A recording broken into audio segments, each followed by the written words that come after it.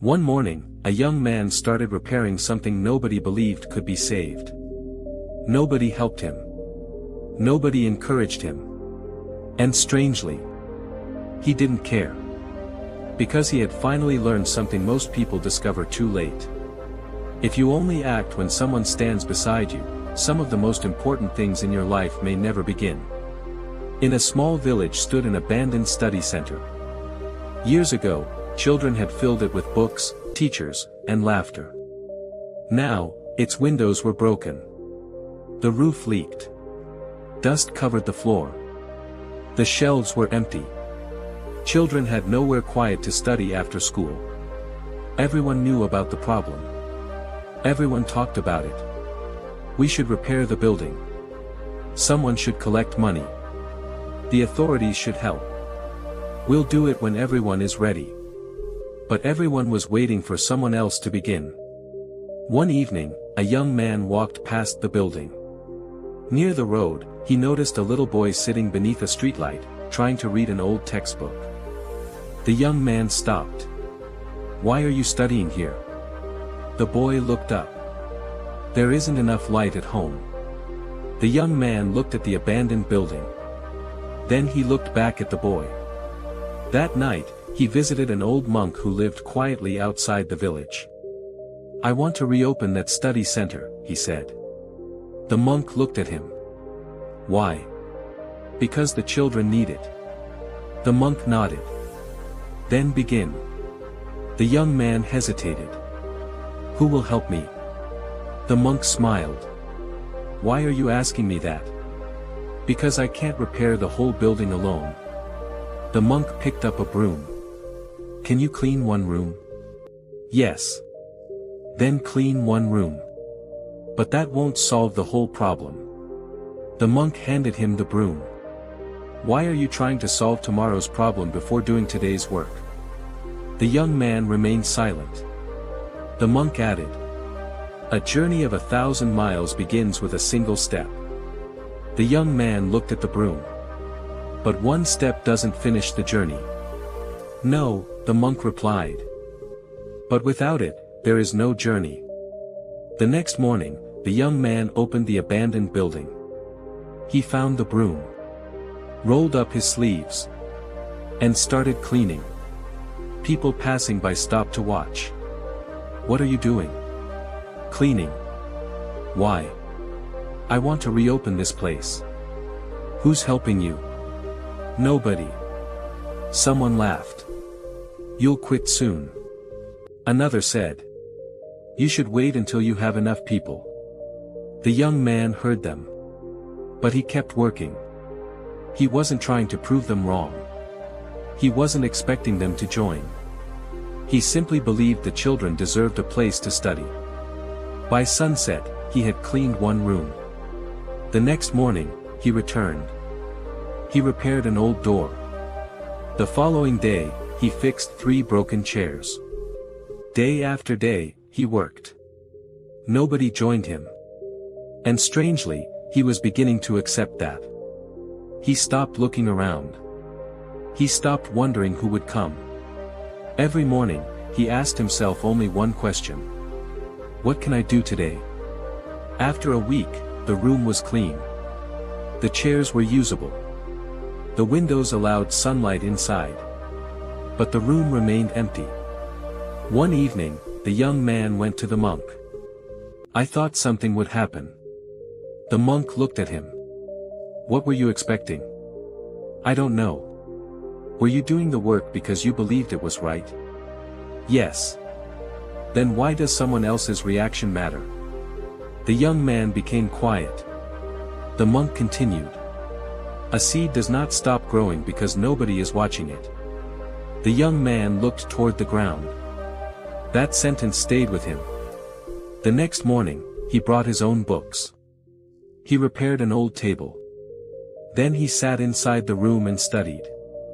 He didn't put up a sign. He didn't ask people to come. He simply kept the place ready. 3 days later, someone appeared at the doorway.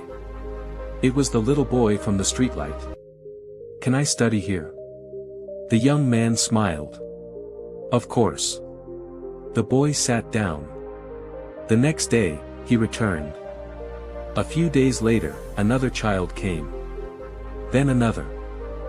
The young man never went from house to house asking children to join. He simply opened the door every evening. Soon, the small room became a quiet place where children could read. The young man taught them whatever he knew. When he didn't know something, he learned it himself. Everything was slowly improving. Then came the storm. One night, heavy rain hit the village. Wind shook the old building. Water poured through the damaged roof. By morning, the young man opened the door and froze. Books were soaked. The table was damaged. Water covered the floor. Months of work seemed to have disappeared overnight. He picked up a ruined book. For the first time, he felt completely exhausted. He went to the monk. "I don't think I can continue." The monk looked at him calmly. "What happened?" "The building is damaged." "Yes." "The books are ruined." "Yes." "Everything I worked for is gone." The monk asked. "Everything?"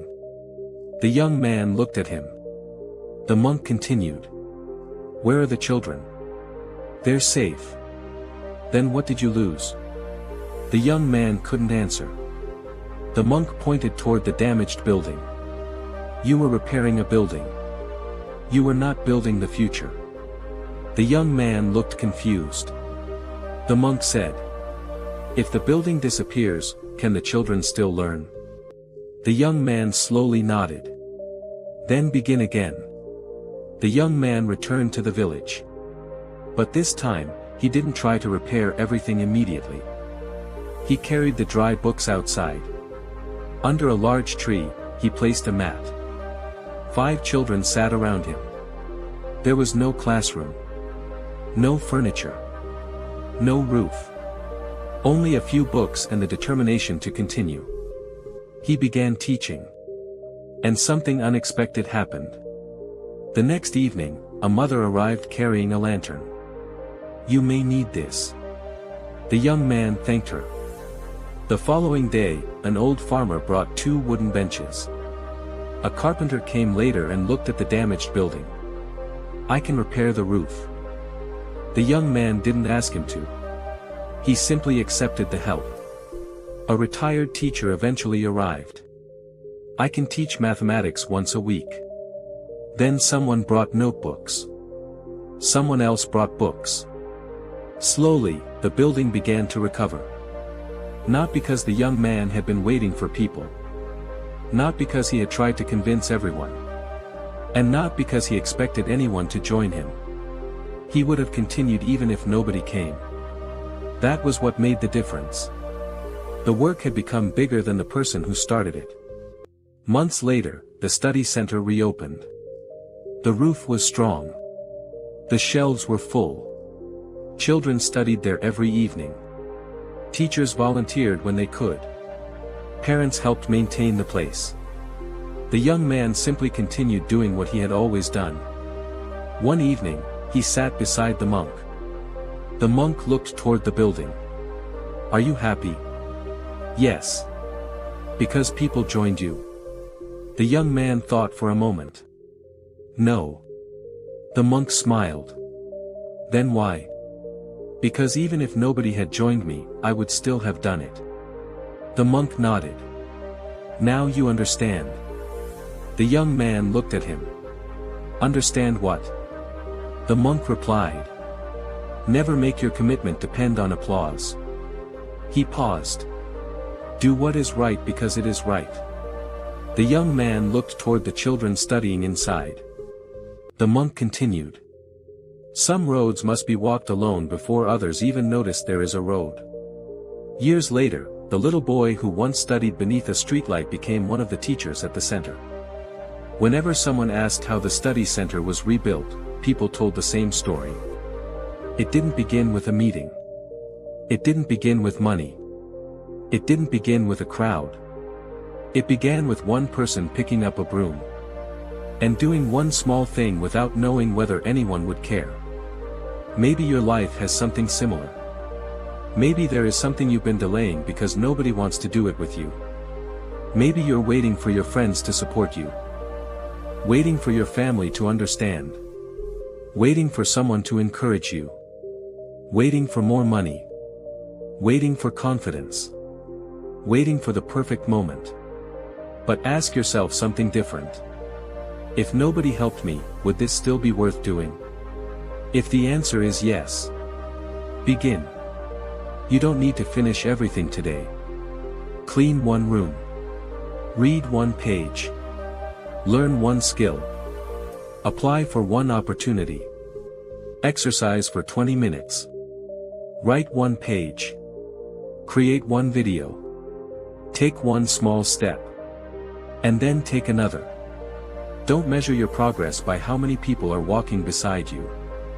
Don't stop because nobody applauded. Don't abandon something meaningful simply because nobody noticed. Remember, a tree does not refuse to grow because no one is standing beneath it. It grows because growth is what it was meant to do. And sometimes your greatest work will begin in complete silence. No audience.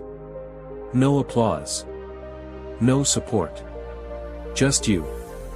And the decision to continue. Doing it alone does not mean you will always be alone.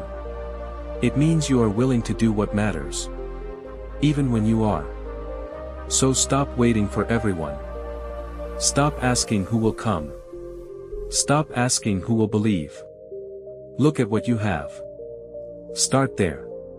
Because sometimes, the person you are waiting for is the person looking back at you in the mirror. Begin. Even if nobody comes.